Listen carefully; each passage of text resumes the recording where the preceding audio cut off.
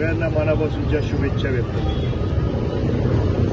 नंतर बहुजन समाजाला ज्यांनी दिशा दिली, बहुजन समाजासाठी ज्यांनी काम केलं, या तीन आव्हानं आपले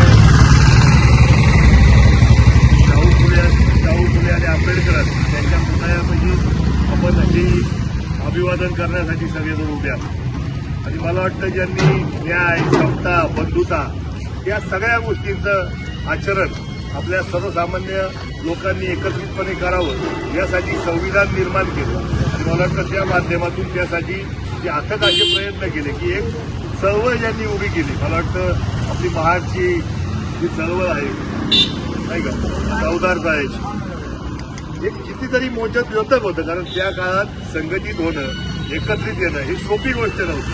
आणि मला वाटतं त्या काळात एवढी सगळी मंडळी, एवढी सगळी माणसं एकत्र करणं, त्यांच्यासाठी न्याय हक्कासाठी लढणं ही मोठी गोष्ट होती. आणि त्या माध्यमातून नंतर ज्यांना संविधानाच्या माध्यमातून या सगळ्या दलित, शोषित सगळ्या वर्गाला ज्यांनी आपल्या मुख्य प्रवाहामध्ये आणलं, आज त्या बाबासाहेब आंबेडकरांचा जयंती उत्सव साजरा होतोय. मनापासूनच्या समस्त नारायणगावकरांना या उत्सवाच्या शुभेच्छा देत असताना आज आपला यात्रा उत्सव सुद्धा इथं मोठ्या उत्साहात पार पडतोय.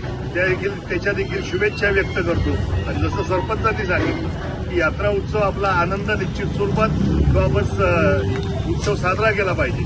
परंतु त्याचबरोबर आपण ज्या काही आपल्या सगळ्या नियम असतील, आपले पोलीस प्रशासनाने, ग्रामपंचायतनी किंवा आपल्या ग्रामस्थांनी ज्या सूचना आपल्याला दिल्या असतील त्याचं सुद्धा पालन करून हा यात्रा उत्सव अत्यंत आकर्षक कसा होईल यासाठी देखील प्रयत्न करावा. पुन्हा एकदा आंबेडकर जयंतीच्या मनापासूनच्या शुभेच्छा व्यक्त करतो. थांबतो. जय हिंद, जय महाराष्ट्र, जय शिवराय.